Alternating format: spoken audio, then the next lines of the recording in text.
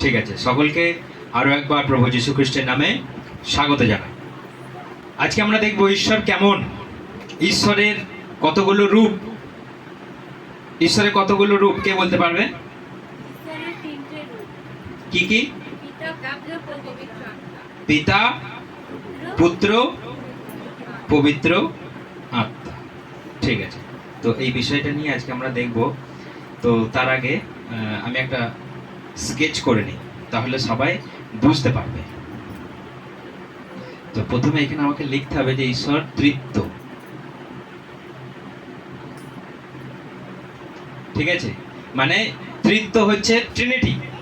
Trinity আমি অত ইংরেজিতে লিখছি না, বা আমি অত ইংরেজি জানি না, সব বাংলাতেই আমরা জানি। তো সেই জন্য ঈশ্বর হচ্ছে তৃত্ব ঈশ্বর, তিনে এক, একে তিন। তিনে এক, একে তিন। যেটা বুঝতে পারবেন আমাকে ভালো করে জিজ্ঞাসা করবেন।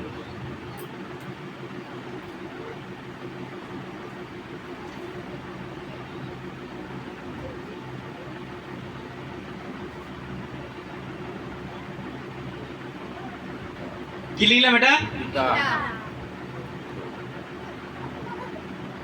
এটা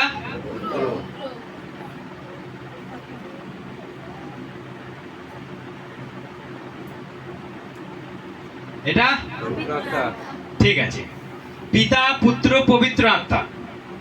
আমরা তিনজনাকেই চিনি, তিনজনাকেই আমরা জানি কখন কে কি কাজ করেছে, এবং এখন তিনি কে আমাদের সঙ্গে সঙ্গে আছেন, সেই জিনিসটা আমরা দেখব। পিতা হচ্ছে কখন তিনি ছিলেন? পিতা কখন ছিলেন? তিনি সৃষ্টির শুরুতে। তারপর কি হলো? তারপর পুত্র, তারপর পবিত্র আত্মা। ঠিক আছে, এইটা দেখুন।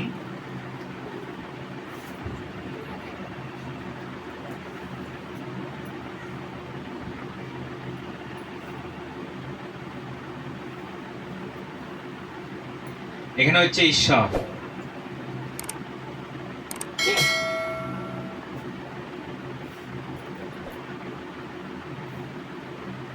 পিতাকে ঈশ্বর, ঠিক আছে, পুত্রকে, পবিত্র আত্মাকে ঈশ্বর। তাহলে পিতা নয় পুত্র, ঠিক আছে, ভালো করে বুঝতে হবে। পুত্র নয় পবিত্র আত্মা, পবিত্র আত্মা নয় পিতা, পিতা নয় পবিত্র আত্মা, ঠিক আছে। কিন্তু পিতাই ঈশ্বর, ঠিক আছে। পুত্র ঈশ্বর, পবিত্র আত্মা ঈশ্বর, কিন্তু পুত্র পবিত্র আত্মা নয়, ঈশ্বর পবিত্র আত্মা নয়। কিন্তু পবিত্র আত্মাই হচ্ছে ঈশ্বর, পুত্রই হয় ঈশ্বর, পিতাই হয় ঈশ্বর। এতক্ষণ পর্যন্ত বোঝা গেছে? হ্যাঁ দিচ্ছেন না, মানে কেউ বুঝতে পারে। মানে পিতা কিন্তু পবিত্র আত্মা নয়। কারণটা হচ্ছে পিতার কাজ তিনি কখন করেছেন? সৃষ্টির শুরুতে। আমার সঙ্গে বাইবেল বার করুন, না হলে সবাই হয়তো বুঝতে পারছেন না। আদি পুস্তক, আদি পুস্তক যান। যদি না বুঝতে পারেন তাহলে এইটা বার করুন, যে আদি পুস্তক 1 অধ্যায় 3 পড়ুন। আদি পুস্তক 1 অধ্যায় 3 বার করুন, ঝড়ে। ঈশ্বর বললেন দীপ্তি হোক, দীপ্তি হলো আবির্ভাব। ঈশ্বর দেখলেন চমৎকার এই দীপ্তি। হ্যাঁ, অন্ধকার থেকে তিনি, ঠিক আছে। ঈশ্বর কি বললেন? আলো হোক বা দীপ্তি হোক। কে বললেন এটা? ঈশ্বরকে তখন দেখা যেত? হ্যাঁ, আমার সঙ্গে পড়ো 1 অধ্যায় 2 পড়ো।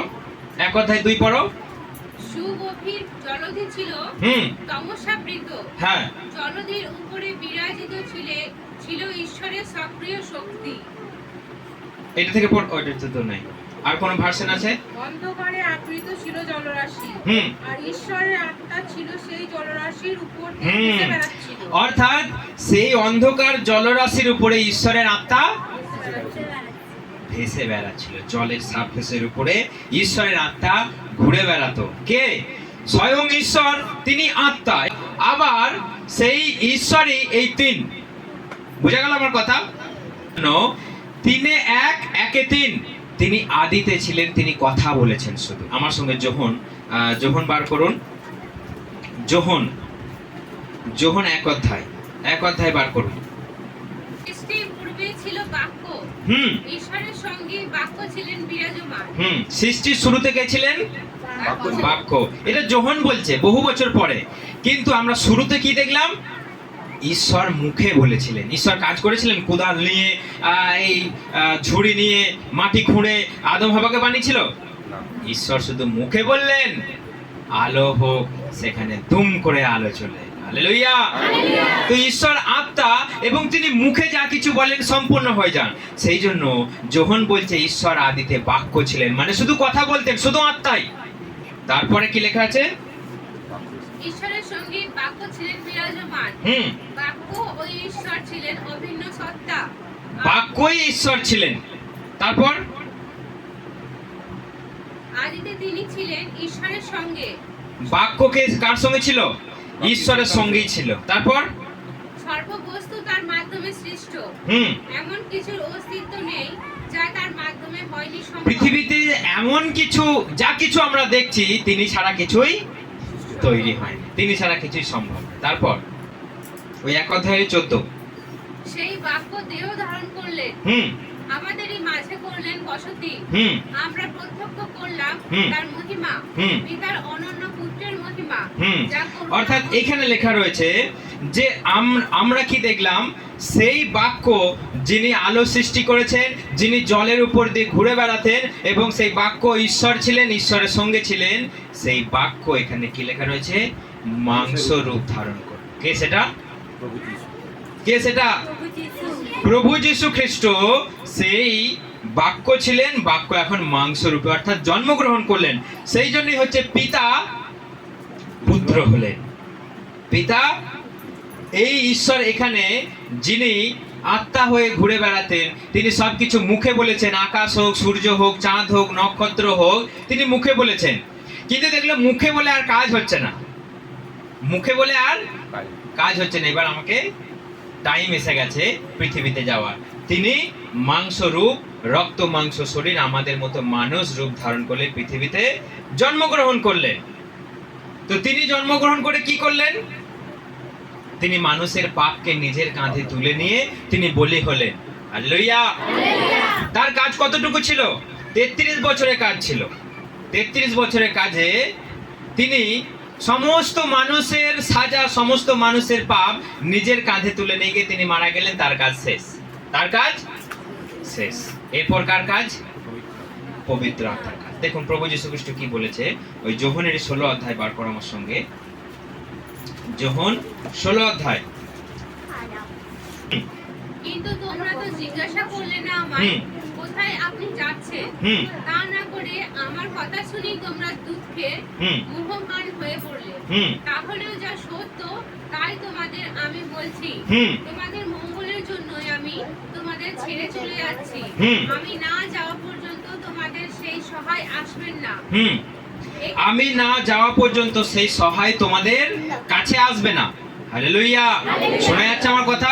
বোঝা যাচ্ছে তো? প্রশ্ন ধরবো লাস্টে আমি। তো আমি না গেলে সেই সহায় তোমাদের কাছে আসতে পারছে না বা আসবে না। এবং এখানে কি লেখা আছে? 13 কি লেখা আছে? 13 সেই সত্যের আত্মা যখন আসবেন, তিনি তখন তোমাদের পূর্ণ সত্যের উপলব্ধি দান করবেন। তিনি নিজে থেকে কিছুই বলবেন না। দেখুন এখানে লেখা রয়েছে তিনি সত্যের আত্মা। আমি যাবার পরে সেই সত্যের আত্মা তোমাদের কাছে আসবে এবং তোমাদের সমস্ত সত্যে তিনি নিয়ে যাবেন। হালেলুয়া। তাহলে বোঝা গেল পিতার কাজ কি? পিতার কাজ সৃষ্টি করা। তিনি মুখে সৃষ্টি করলেন সমস্ত কিছু। যা কিছু দু চোখে দেখছে তিনি মুখে সৃষ্টি করেছেন। আজকে জগতের সমস্ত মানুষ বেঁচে আছে, জগতের মানুষের পাপের ক্ষমা হয়েছে, পাপের প্রায়শ্চিত্ত হয়েছে। এটা একমাত্র পুত্রের কারণ, যীশু খ্রিস্টের কারণ। আজকে যিনি এখনো পর্যন্ত জগতে আশ্চর্য কাজ ঘটাচ্ছে, আজকে আমরা তাকে না দেখে আজকে এত কিছু করতে পারছি, যিশুর নাম বলে ভূত পালিয়ে যাচ্ছে, যিশুর নাম বললে রোগ পালিয়ে যাচ্ছে, এটা কার কারণ? এটা পবিত্র আত্মার কারণ। হালেলুয়া। তাহলে পিতা, পুত্র, পবিত্র আত্মা। আমাদেরকে যদি ঈশ্বরের এই রূপ যদি আমরা চিনতে না পারি, ঈশ্বরের যদি আমরা এই ক্যারেক্টার যদি চিনতে না পারি, যাকে তাকে ঈশ্বর বললে হয়ে যাবে? যাকে তাকে ঈশ্বর বললে হয়ে যাবে? সবাই ঈশ্বর হওয়ার যোগ্যতা রাখতে পারে? সবাই ঈশ্বর হতে পারে? ঈশ্বরের কাছে যদি এই গুণ না থাকে, তাহলে আমরা এই জিনিসটা বুঝতে পারবো না। সবাই ঈশ্বর হতে পারে না। ঈশ্বর বলেছেন আমি আত্মা, আমি আত্মা, আমি কোনো মূর্তি নই, আমি কোনো মূর্তি নই, তোমরা আমার কোনো মূর্তি বানিও না। আর আমি কোনো মূর্তির মধ্যে খুঁজলেও তোমরা আমাকে পাবে না, কারণ আমি আছি, আমি যেই আছি আমি সেই আছি, আমি তোমাদের সঙ্গে সঙ্গেই আছি। তোমরা আমাকে ডাকো, আমি তোমাদেরকে উত্তর দেব, আমি তোমাদের সঙ্গে সঙ্গে থাকবো। এর বাইরে আপনি যদি ঈশ্বরকে হাঁচড় ফাঁচড় করে এখানে খুঁজতে যান, সেখানে খুঁজতে যান, আপনি ঈশ্বরকে পাবেন। ঈশ্বরকে ঘরে বসে, ঘরের এক কোণে আপনি ঈশ্বরকে ডাকুন, ঈশ্বর আপনাকে সাড়া দেবে। আর তা না হলে আপনি যাকে তাকে ঈশ্বর বললে সে ঈশ্বর হতে পারবে কি পারবে না, সেটা আমরা বিচার না করে আমরা তাদেরকে যদি ঈশ্বর বলি। জীবনের দায়িত্ব নিতে সবাই পারবে? আপনি বিয়ে করে আনবেন, স্ত্রীর দায়িত্ব নিতে পারবেন, আপনি স্বামীর দায়িত্ব নিতে পারবেন, কিন্তু জীবনের দায়িত্ব কে নিতে পারবে? হ্যাঁ, জীবনের দায়িত্ব কোনো মানুষের কাছে আছে? বা এই জগতে এমন কোনো মহাপুরুষ আছে যে আমাদের জীবনের দায়িত্ব নিতে পারে? হ্যাঁ, আমাদের খাওয়া দাওয়ার দায়িত্ব নিতে পারে, আমাদের পড়াশোনার দায়িত্ব নিতে পারে, আমাদের অনেক কিছুর দায়িত্ব নিতে পারে। জীবনের দায়িত্ব নিতে পারে কে আছে? সেই জন্য ঈশ্বর বলছে তোমরা আমার কাছে এসো, আমি তোমাদের সমস্ত ভার আমি নেব, তোমাদের যা কিছু প্রয়োজন আমি জুগিয়ে দেব। তোমরা শুধু আমার কাছে এসো, তোমরা শুধু আমার কাছে এসো, তোমরা জীবন পাবে। যেহেতু আমি জীবিত আছি, তোমরাও জীবিত থাকবে, কেউ তোমাদের মেরে ফেলতে পারবে না। সবাইকে যদি আমরা ঈশ্বর বলি, ঈশ্বরের চরিত্র আমাদের জানা দরকার। ঈশ্বরের চরিত্র কি দেখুন, আমি আপনাদেরকে বলছি, ঈশ্বর সর্বশক্তিমান, ঈশ্বর সর্বশক্তিমান, ঈশ্বর সর্বজ্ঞানী, ঈশ্বর সর্বজ্ঞানী, ঈশ্বর সর্বব্যাপী। ঈশ্বর যদি কেউ হতে পারে, যদি কেউ হতে চায়, তাহলে তাকে এই তিনটে জিনিসকে রাখতে হবে। তিনি কি করলেন? তিনি সর্বশক্তিমান, তিনি মুখে মুখে সবকিছু সৃষ্টি করলেন। তিনি সর্বব্যাপী, তিনি বলছেন এই পৃথিবীটাকে আমি হাতের মুঠোই করে ধরে রেখেছি, অর্থাৎ পৃথিবীর প্রত্যেকটা কোণে কোণে আমি আছি। তিনি সর্বজ্ঞানী, তার কাছে অজানা বলে কোনো জিনিস নেই। কারণ তিনি বলছেন আমি যখন এই পৃথিবীকে বানিয়েছিলাম, আমি যখন সৃষ্টি করেছিলাম, কে ছিল আমাকে জ্ঞান দেবার, কে ছিল আমাকে পরামর্শ দেবার? এই পৃথিবীটাকে আমি বিনা অবলম্বনে ঝুলিয়ে রেখেছি, কেউ ছিল আমাকে তখন জ্ঞান দেবার? এসবই আমার জ্ঞান, এসবই আমার বুদ্ধি, আমি এগুলোকে বানিয়েছি। আমার সঙ্গে কে ছিল? কেউ ছিল না। আমার আগেও কেউ ছিল না, আমার পরেও কেউ হবে না, আমি একাই ঈশ্বর। হালেলুয়া। তাহলে ঈশ্বরের সর্বশক্তিমান, সর্বজ্ঞানী, সর্বব্যাপী, এই তিনটের মধ্যে যদি আপনারা কোথাও খুঁজে যদি না পান, আর একটা হচ্ছে ঈশ্বর অপরিবর্তনীয়। ঈশ্বর অপরিবর্তনীয়। তিনি বলছেন, বাইবেল বলছে তিনি গতকাল যেমন ছিলেন আজ তেমনই আছেন, আগামীকাল একই থাকবে। তিনি পরিবর্তন হন না এবং তিনি কাউকে ভুলে যান না। অর্থাৎ তিনি এমন একজন আমাদের ঈশ্বর যে তিনি কখনো পরিবর্তন হয় না, বা তিনি আমাদেরকে ভুলে যাবেন, তিনি আমাদেরকে ছেড়ে দেবেন, বা তিনি আবার নতুন করে সবকিছু পরিবর্তন করে দেবেন হঠাৎ করে মাইন্ড চেঞ্জ হয়ে যাবে না। তিনি আনচেঞ্জেবল, তিনি অপরিবর্তনীয় ঈশ্বর। হালেলুয়া। ঈশ্বরের দেখুন সাধারণ যেটা গুণ, ঈশ্বরের সাধারণ গুণ কি? তিনি পবিত্র। ঠিক আছে, আপনারা মাথায় রাখবেন যে তার গুণ কতগুলো গুণ। তিনি পবিত্র, তিনি ভালোবাসা, ঈশ্বর প্রেমময়, তাই তো? বাইবেলের রেফারেন্স আছে, আমি অত রেফারেন্স দিলে সময় চলে যাবে। শুধু মনে রাখবেন ঈশ্বর পবিত্র, এই বিষয় নিয়ে আমি একদিন বিশ্লেষণ করে সবাইকে বাইবেল রেফারেন্স দিয়ে আমি বোঝাবো। প্রথমে শুধু তার সাধারণ গুণগুলো, তিনি পবিত্র, তিনি প্রেমময়, তিনি বিশ্বস্ত, তিনি দয়ালু, তিনি ধর্মময়। হালেলুয়া। 5টা বললাম। তিনি পবিত্র, বলুন তিনি প্রেমময়, তিনি বিশ্বস্ত, তিনি দয়ালু, তিনি ধর্মময়। তার সাধারণ এই 5টা গুণ, সাধারণ এই 5টা গুণ যদি এইগুলো যদি কারো কাছে যদি আপনি খুঁজে না পান, তাহলে সে ঈশ্বর হতে পারবে? দয়ালু, বিশ্বস্ত, প্রেমময়, পবিত্রতা এবং ধর্ম যদি কারো কাছে যদি না থাকে, ধর্ম বলতে নামধারী ধর্ম নয়, ধর্ম বলতে পবিত্রতা, ধর্ম আচরণ, যেটাকে পালন করবা সেটাকে পালন করতে হবে, তার বাইরে, তার আগে, তার পেছনে কিছু না হবে, সেটাই জানবেন ঈশ্বর। সবাইকে যদি আমরা ঈশ্বর ঈশ্বর বলি, সবাই ঈশ্বর হতে পারে? সবাই প্রধানমন্ত্রী হতে পারবে? সবাই মুখ্যমন্ত্রী হতে পারবে? সবাই নৌকা চালাতে পারবে? সবাই কি ওই চাঁদে যেতে পারবে? সবাই তাহলে সবাই ঈশ্বরও হতে পারবে? তাহলে আজকে আমরা না জেনে না বুঝে যদি আমরা কাউকে ঈশ্বরকে ঈশ্বর বলে ডাকি এবং নিজের জীবনের দায়িত্ব যদি দিয়ে ফেলি, তাহলে ভুল কার হবে? আপনার ভুল। সেই ঈশ্বরের ভুল নয়, ভুলটা কার? আপনার ভুল। আপনি গাড়ি চালাতে জানেন না, আপনি মোটরসাইকেলে চেপেছেন, দিয়ে ঘং করে কিকটা মেরেছেন, গিয়ে দেখলেন মোটরসাইকেলটা ওইখানে চলে গেল আর আপনি এইখানে ছিটকে পড়েন। কার দোষ এটা? মোটরসাইকেলের দোষ? কার দোষ এটা? আমার দোষ বা আপনার দোষ। কারণ আপনি জানেন না, বোঝেন না, আপনি মোটরসাইকেলে চেপে পড়েছেন। তাহলে আপনি জানলেন না, বুঝলেন না যে কে আপনার জীবনকে রক্ষা করতে পারে শত্রুর হাত থেকে, শয়তানের হাত থেকে, ভূতের হাত থেকে, নরকের হাত থেকে, কে আপনাকে রক্ষা করতে পারে। আপনি জানলেন না, বুঝলেন না, দিয়ে বলছেন ঈশ্বর তুমি আমাকে রক্ষা করো।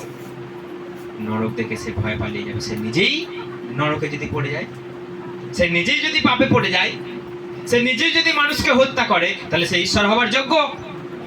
সেই জন্য যে ঈশ্বর হবার সাধারণ গুণগুলো, ভালোবাসা, পবিত্রতা, ধার্মিকতা, দয়ালু যদি না থাকে, তাহলে জানবেন ঈশ্বর। হালেলুয়া। এবার ঈশ্বর হবার যে কটা আমি 4টে গুণ বলবো, সেটা অবশ্যই তার মধ্যে হতে হবে। এইগুলো যদি না মিলাতে পারেন কারো জীবনের সঙ্গে, তাহলে জানবেন সে মোটেই ঈশ্বর নয়। প্রথম হচ্ছে ঈশ্বর মানে ব্যক্তিত্ব, মানে আমি যেমন একজন ব্যক্তিত্ব, ঈশ্বরের ব্যক্তিত্ব, প্রথম গুণ। ঠিক আছে, এটা হতেই হবে। এটা না হলে আপনি জানবেন সে ঈশ্বর মোটেই নয়। ব্যক্তিত্ব অর্থাৎ ঈশ্বর একজন ব্যক্তিত্ব, পার্সন। দ্বিতীয় হচ্ছে তিনি আত্মা। দ্বিতীয়, তিনি আত্মা। তৃতীয়, তিনি নিখুঁত।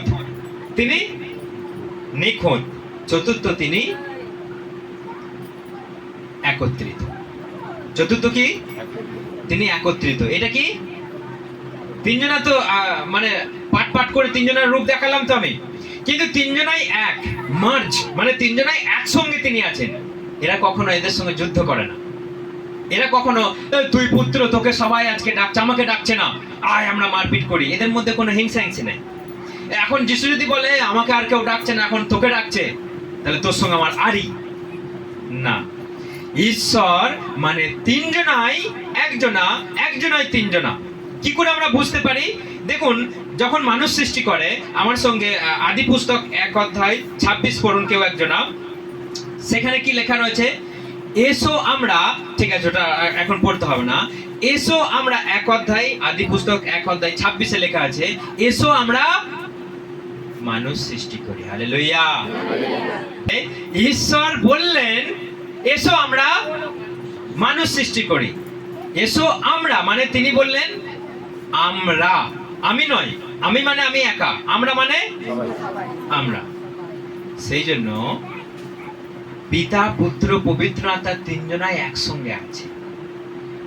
হ্যাঁ, কেউ যদি বলে হ্যাঁ স্বর্গদূত তখন ছিল, কিন্তু স্বর্গদূতের কাছে কি মানুষ সৃষ্টি করার ক্ষমতা আছে? স্বর্গদূতকেই তো ঈশ্বর তৈরি করলেন। তো সেই জন্য এই তিনজনাই বলছে আমরা, এসো আমরা মানুষ সৃষ্টি করি। সেই জন্য তিনি মানুষকে বানালেন কার মতো করে? ঈশ্বরের মতো করে। আমার মতো করে আমি মানুষ বানায় আমার প্রতিমূর্তিতে, আমার সঙ্গে মিল রেখে। বাইবেল বলছে আমার সঙ্গে মিল রেখে আমি মানুষ বানাই। হালেলুয়া। সেই জন্য আজকে আমরা মানুষ যেমন দেখতে পাচ্ছি, দুটো হাত, একটা মাথা, দুটো চোখ, ঈশ্বরেরও এক। ঈশ্বরের যদি ভাবেন যে 30টা হাত, 10টা মাথা, এগুলো ঈশ্বর নয়। কারণ ঈশ্বর বলছে আমার মতো করে আমি মানুষ বানিয়েছি। তাহলে মানুষকে দেখলেন মানে বুঝে নিন ঈশ্বর। যীশু খ্রিস্ট বলছে আমাকে দেখেছো মানে তুমি পিতাকে দেখে নিয়েছো, ঈশ্বরকে। মানে আমি আর আমার পিতা, বাইবেল বলছে যখন আমি আর আমার পিতা আমরা এক। হালেলুয়া। আজকে অনেকজনা বলে যে যীশু খ্রিস্ট কোথাও বলেন আমি ঈশ্বর, তোমরা আমাকে পুজো করো, আমি ঈশ্বর, তোমরা আমাকে ডাকো। আজকে অনেক মানুষ এই ফলটা ধরে।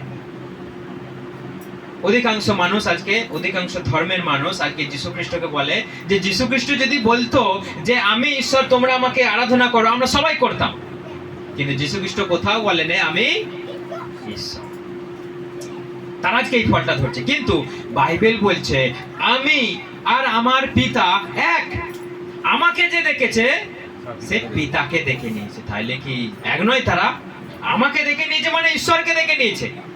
আমি বলতে পারবো আমাকে যে দেখে নিয়েছে আমার বউকে সে দেখে নিয়েছে? বলতে পারবো?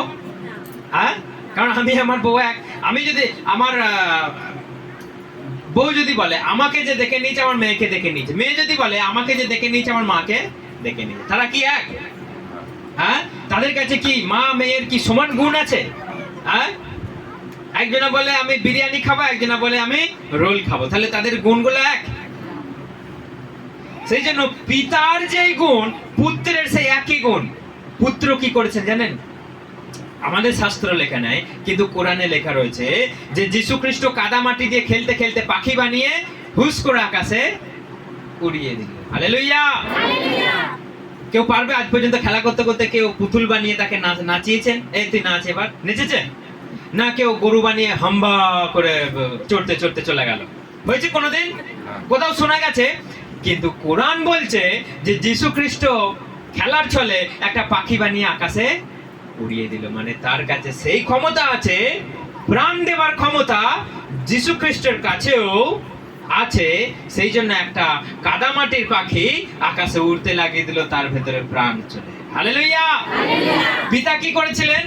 মানুষকে কাদামাটি দিয়ে বানিয়ে তাকে চলার ক্ষমতা দিলেন। আজকে আমরা চলছি, তাই তো? শুধু চলছি না, কেউ আবার ড্যান্স করতে করতে চলছি। তাহলে আমাদেরকে ঈশ্বর সেই শক্তি দিলেন। কাদামাটি প্রাণ দেওয়ার ক্ষমতা কার আছে? পিতার যেমন আছে পুত্রেরও আছে। 4 দিনের মৃতকে সেই জন্য যীশু খ্রিস্ট জীবিত করে দিতে পারেন। হালেলুয়া।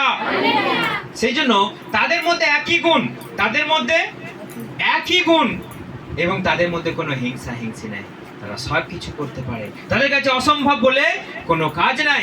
সেই জন্য ঈশ্বর একজন ব্যক্তিত্ব, মানে পুত্র, তিনি ব্যক্তিত্ব মানুষ রূপ ধারণ করে এলেন, এবং তিনি আত্মা। তিনি এখন আজকে আত্মা, এবং তিনি পারফেক্ট। ঈশ্বরের মধ্যে নিখুঁত। প্রভু যীশু খ্রিস্টের মধ্যে আমরা দেখেছি নিখুঁত। তিনি একটাও পাপ করেননি, তিনি একটাও গালমন্দ করেননি, তিনি কোনো মানুষকে ধিক্কার করেননি। তিনি সবাইকে সমান ভালোবেসেছেন, সবাইকে সমান অধিকার দিয়েছেন। তিনি বলেননি নারী আলাদা পুরুষ আলাদা, নারী এটা করতে পারবে না পুরুষ এটা করতে পারবে, পুরুষ এটা পারবে না নারী এটা পারবে না। তিনি সবাইকে সমান অধিকার দিয়েছেন, এবং তার মধ্যে সেই নিখুঁত আমরা দেখেছি যে তিনিও প্রার্থনা করেছেন, এবং মৃত্যুর 3 দিন পর তিনি জীবিত হয়ে উঠেছেন। হালেলুয়া। তাহলে মৃত্যুর 3 দিন পর যদি জীবিত হয়ে উঠতে না পারতেন, তাহলে তার মধ্যে সেই পরিপূর্ণতা, তার মধ্যে সেই নিখুঁত, তার মধ্যে সেই শক্তি থাকতো? তিনি যেমন জন্মালেন কুমারী মায়ের গর্ভে, তিনি যেমন জন্মালেন পবিত্রতার মধ্যে, ঠিক তেমনি তিনি আবার মৃত্যুর পর তিনি ধর্মময় জীবিত হয়ে তিনি উঠলেন, সবাইকে দেখা দিলেন। 40 দিন ধরে সবাইকে দেখা দিলেন, সবাইকার সঙ্গে থাকলেন, সবাইকার সঙ্গে খাওয়া দাওয়া করলেন, এবং সবাইকার মাঝখান থেকে তিনি স্বর্গে চলে গেলেন। হালেলুয়া। পৃথিবীতে আর কে আছে তার মতো যে বিয়ে করেনি? আছে কেউ সেরকম? কোন ঈশ্বর হবার যোগ্য ব্যক্তি আছে কেউ যে বিয়ে করেনি? কারণ বিয়ে করা ধর্মকার মানুষের। এটা আমাদেরকে ঈশ্বর ধর্ম দিলেন যে পুরুষের একা থাকা উচিত নয়, সেই জন্য কাকে বানালেন? হবাকে বানালেন। হবা কাকে? আজকে কত হবা আমরা দেখতে পাচ্ছি না? আমাদের সাইকেলের পেছনে হবা যাচ্ছে, গাড়ির পেছনে হবা। হবা ছাড়া হবে না, সেই জন্য ঈশ্বর হবাকে হবার মতো বানালেন। আজকে হওয়াকে কেউ লাঠি মেরে তাড়িয়ে দিচ্ছে, কেউ বলছে তোকে আমার দরকার নেই হওয়া, কিন্তু হওয়াকে দরকার আছে। আগের দিন আমি বলিনি যে হওয়ার গুরুত্ব কতটা? ছিলেন আগের দিন স্ত্রী আর স্বামীর মধ্যে, সেই জন্য হবার গুরুত্ব কতটা আমরা জানি। সেই জন্য আদমের সঙ্গে কাকে বানালেন? হবাকে বানালেন। তাহলে ঈশ্বর আদমের সঙ্গে তার ভাইকে বানাতে পারত তো? বানিয়েছিল না, ঈশ্বর আদমের সঙ্গে হবাকে বানিয়েছিলেন। কারণ ঈশ্বর দেখলেন যে পুরুষের একা থাকা ঠিক নয়, তার সঙ্গে গল্প করার, তার সঙ্গে বেড়াতে যাওয়ার, তার সঙ্গে একসঙ্গে খাওয়া দাওয়া করার লোক নেই। সেই জন্য তার সঙ্গে তার পাঁজর খুলে নিয়ে একটা কি করলেন? নারীকে বানালেন, তার নাম দিলেন হবা। আদম তখন বলছে এইবার হেব্বি হয়েছে, এইবার দারুণ হয়েছে, একটা গল্প করার লোক পেয়েছি, বেড়াতে যাওয়ার একটা লোক পেয়েছি। সেই জন্য ঈশ্বর তিনি আমাদের জন্য তিনি নারীকে বানালেন, তিনি নারীকে বানালেন। তো তিনি আমাদের জন্য, তো যেই রকম ভাবে তিনি আমাদেরকে বানিয়েছেন, যেই রকম ভাবে তিনি আমাদেরকে সৃষ্টি করেছেন, তিনি নিখুঁত, তার কাছে কোনো খুঁত নেই।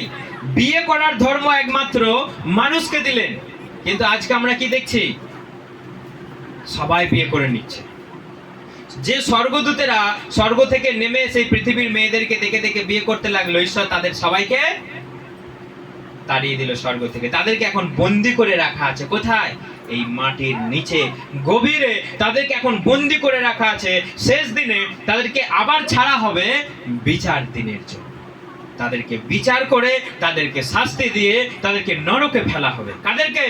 সেই স্বর্গদূতদের, যারা এই পৃথিবীর মেয়েদেরকে দেখে দেখে বিয়ে করতে লাগবে। সেই জন্য ঈশ্বর আমাদের বিয়ে করতে পারে না। বিয়ে করার ধর্ম, বিয়ে করার আচরণ শুধুমাত্র মানুষের জন্য। ঈশ্বর বললেন আদম আর হাওয়াকে, তোমরা প্রজাবন্ত হও, তোমরা বহু বংশ হও, পৃথিবীকে তোমরা পরিপূর্ণ করো, পৃথিবীকে তোমরা বশীভূত করো। হালেলুয়া। সেই জন্য এই ধর্ম কাদের? মানুষের। ঈশ্বরে যদি গুন্ডা গুন্ডা বিয়ে করে নেয়, গুন্ডা গুন্ডা ছেলে, তাহলে তো বাস, তাহলে আমাদের আর স্বর্গে জায়গা হবে? হ্যাঁ, হবে আমাদের স্বর্গে জায়গা? ওরা ঈশ্বরই তো ওখানে ভরিয়ে ভরিয়ে ফেলবে তার সন্তানে। তাহলে আমরা কোথায় থাকবো?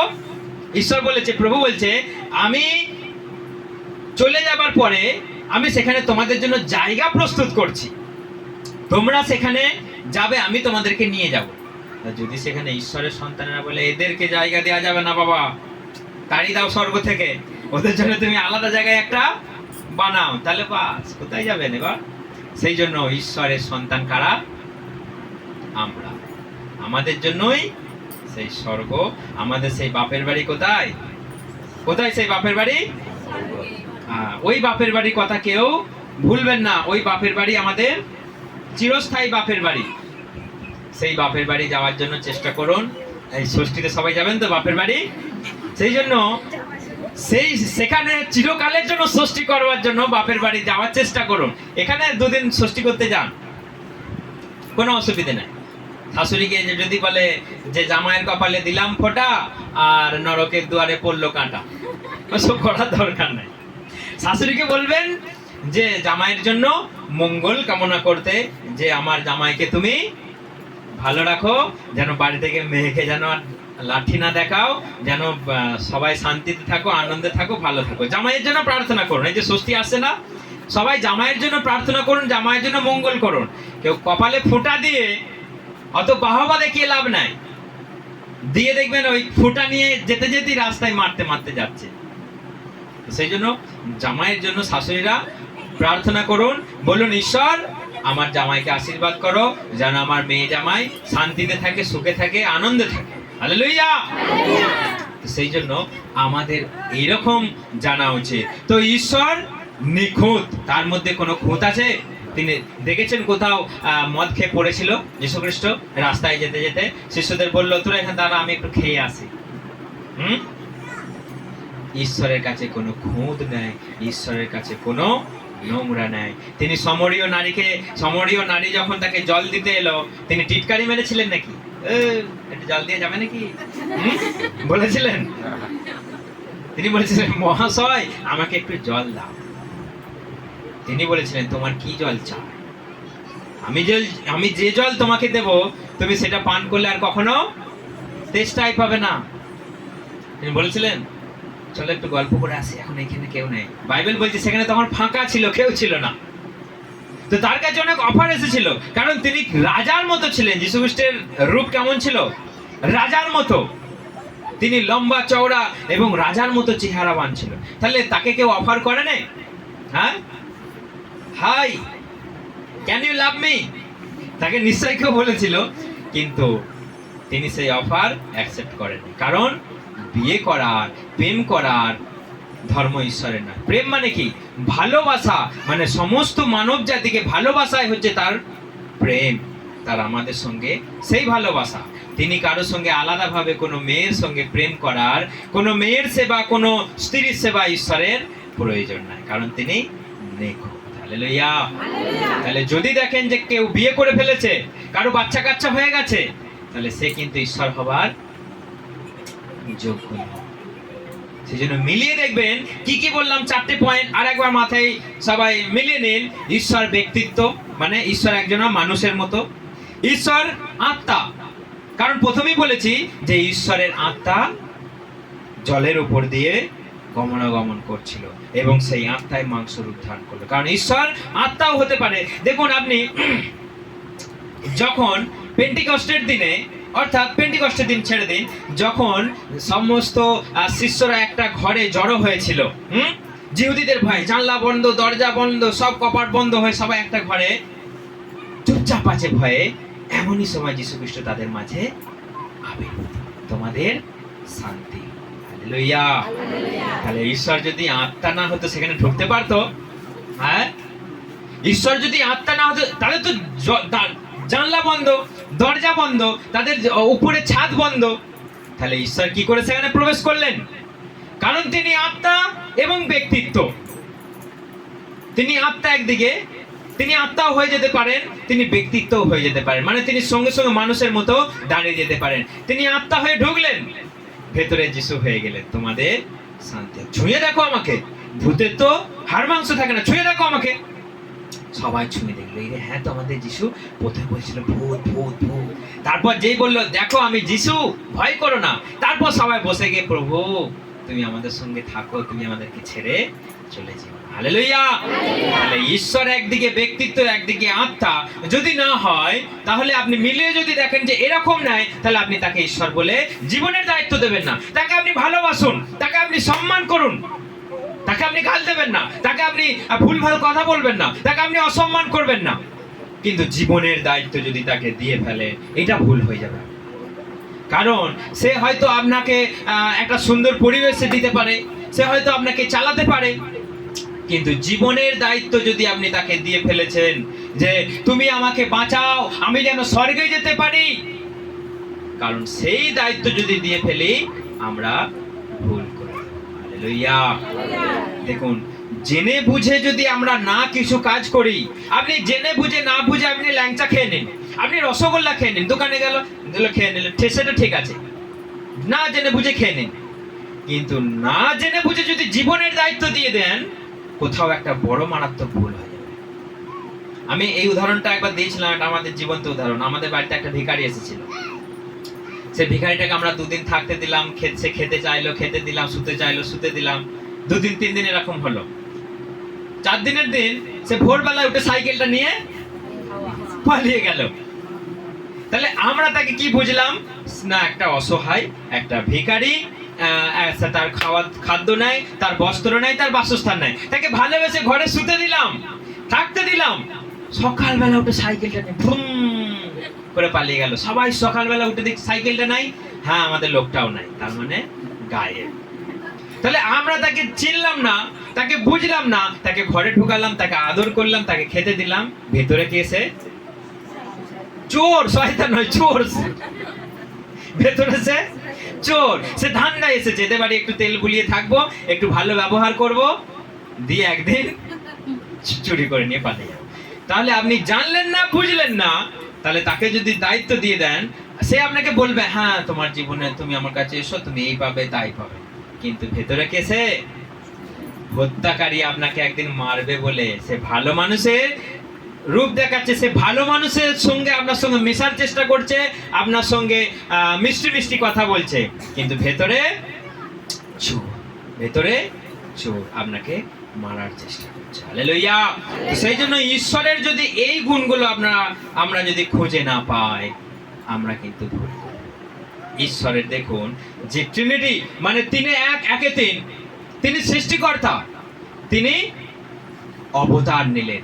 এই সৃষ্টিকর্তায় বাক্যই আত্মায় মাংস রূপ ধারণ করলেন, তিনি অবতার নিয়ে তিনি এই পৃথিবীতে এলেন, তিনি মানুষের সঙ্গে থাকলেন, মানুষের সঙ্গে কথা বললেন, মানুষকে সুস্থ করলেন এবং মানুষের পাপের সাজা তুলে নিয়ে তিনি ক্রুশের উপরে মৃত্যুবরণ করলেন। 3 দিন পর জীবিত হয়ে উঠে তিনি চলে গেলেন। এখন তিনি আত্মা, তিনি বলেছেন আমার আত্মা আমি তোমাদেরকে পাঠিয়ে দেব, আমার সহায়ক আত্মা আমি তোমাদেরকে পাঠিয়ে দেব, তোমাদের জগতের সমস্ত পাপে সত্যে ধার্মিকতায় তোমাদেরকে পরিচালনা। হালেলুয়া।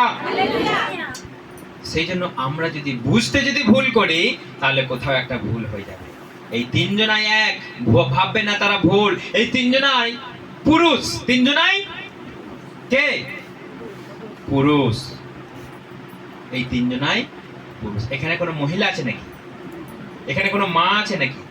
হ্যাঁ, মাতা আছে এখানে। কিন্তু আজকে এখানে একটা মারাত্মক ভুল হয়ে যাচ্ছে। কেউ কেউ এই তিনের মধ্যে একজনাকে, এই পবিত্র আত্মাকে বলে দিচ্ছে মাতা পরমেশ্বর।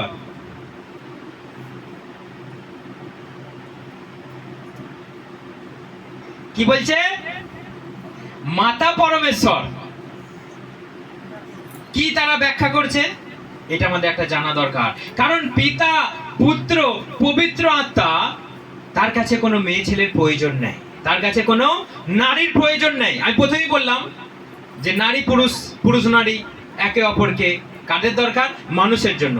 কিন্তু ঈশ্বরের কাছে দরকার? ঈশ্বর কি কোনো মাতা হতে পারে?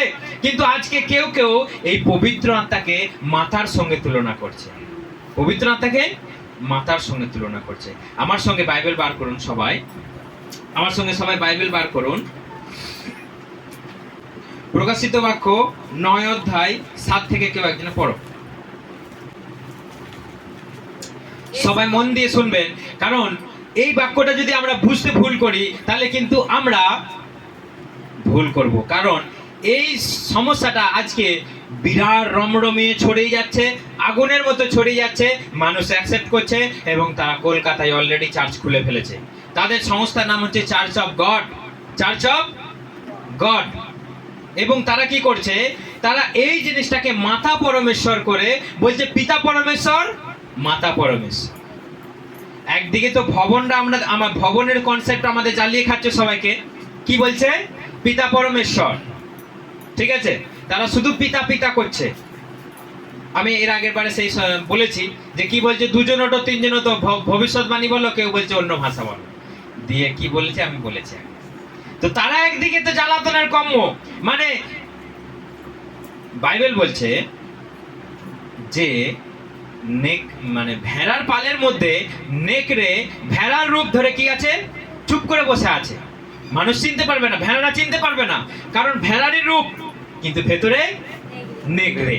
কারণ সে তার ছাল পরে ঢুকে ভেতরে আছে, টুকটুক করে একটা করে ছানা খাবে, টুকটুক করে একটা করে ছানা খাবে বলে। আজকে প্রভু বলছে তোমরা সতর্ক থেকো, তোমরা সতর্ক থেকো। ভাববাদী এই ধরনের গাদাও কিছু উঠছে, তোমরা সাবধান থেকো। তারা তোমাদের সব কিছু বলবে, কিন্তু একটা এমন বাক্যকে তারা ঘুরিয়ে দেবে, চিনতে পারবে না। কারণ নেগড়ে সবই একই দেখতে, সবই একই দেখতে, কিন্তু তার ভেতরের একটা চালাকি সে ধরতে পারবে। 500 টাকার নোট যদি আমি সবাইকে দিয়ে দিই, আমার কাছে 10টা আছে, এখন বার করবো না। 500 টাকার নোট যদি আমি দিয়ে দিই সবাইকে একটা একটা করে, কেউ বুঝতে পারবে আসল না নকল? যদি আমি নকল দিয়ে দিই, কেউ বুঝতে পারবে আসল না নকল? এখানে বোঝার ক্ষমতা কারো কাছে আছে? হ্যাঁ আছে, কিন্তু ব্যাংকে যান, যখনই সে গুনবে, ক্যাশিয়ার যখনই গুনবে, সে বুঝে নেবে সঙ্গে সঙ্গে এটা নকল, কিন্তু দেখতে একই।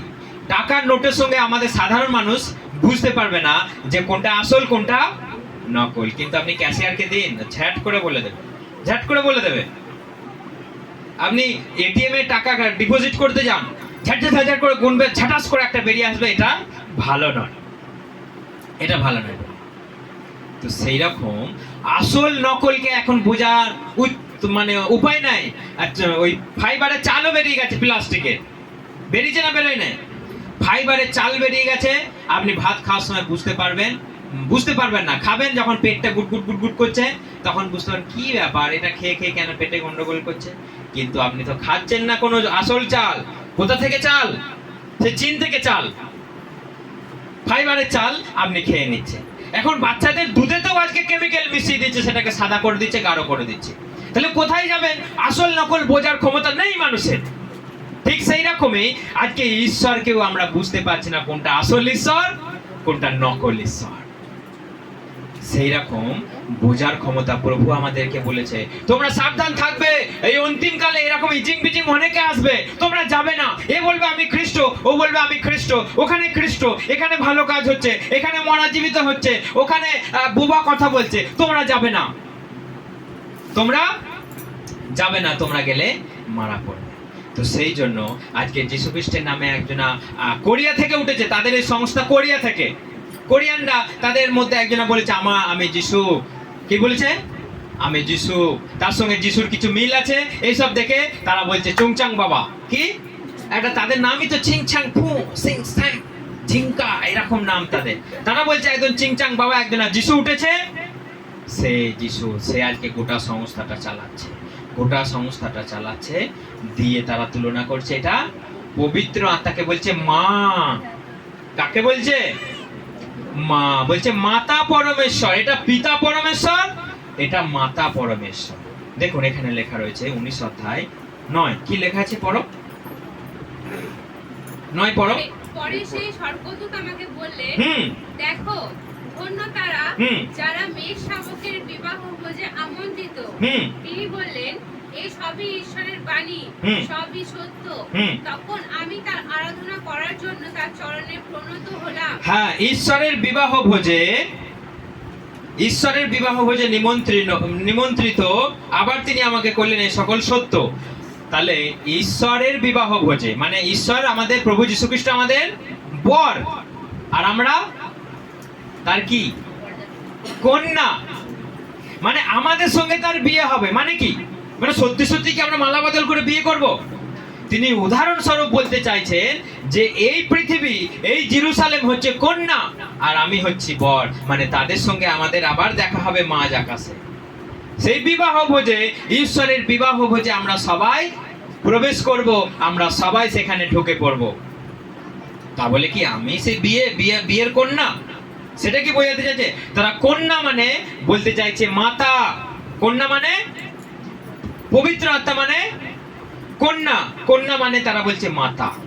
ঈশ্বরের কি বউ আছে নাকি? প্রথমে বলেছি ঈশ্বরের বউ আছে, তারা বলছে মাতা পরমেশ্বর।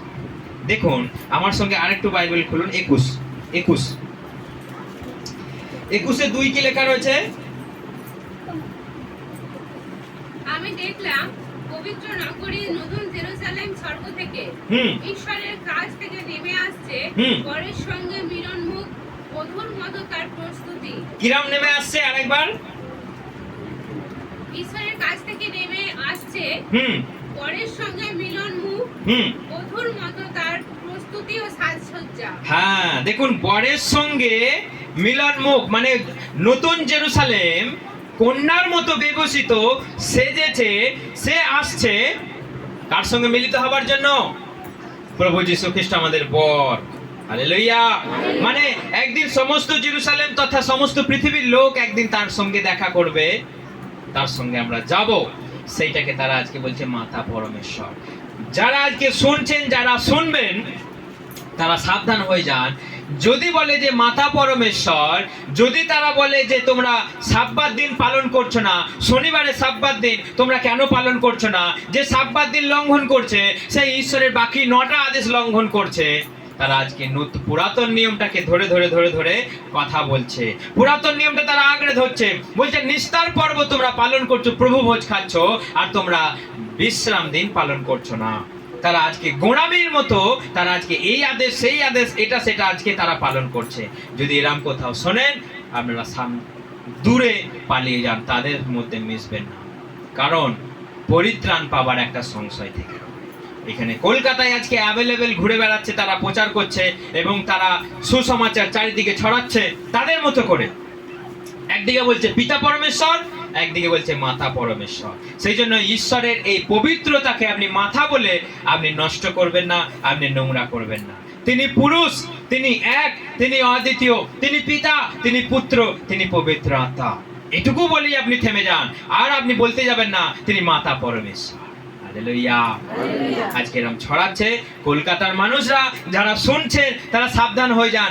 যদি মনে করেন যে না এটা ঠিক, তাহলে আপনি সাবধান হয়ে যান, আর যদি মনে করেন যে না সেটাই ঠিক, তাহলে কিন্তু আপনার দায়িত্ব, আমি প্রথমেই বলেছি যে আপনার নিজের দায়িত্ব, আপনি কাকে দেবেন সেটা আপনার ব্যাপার, সে নিতে পারবে কি পারবে না সেটা আপনার ব্যাপার। তো তারা তাদের মতো করে খুব ভালো করে ব্রেন ওয়াশ করবে, তারা ভালো করে বোঝাবে, আপনাকে সেখান থেকে সরিয়ে নিয়ে চলে যাবে। 9 কি লেখা রয়েছে? 21 অধ্যায় 9।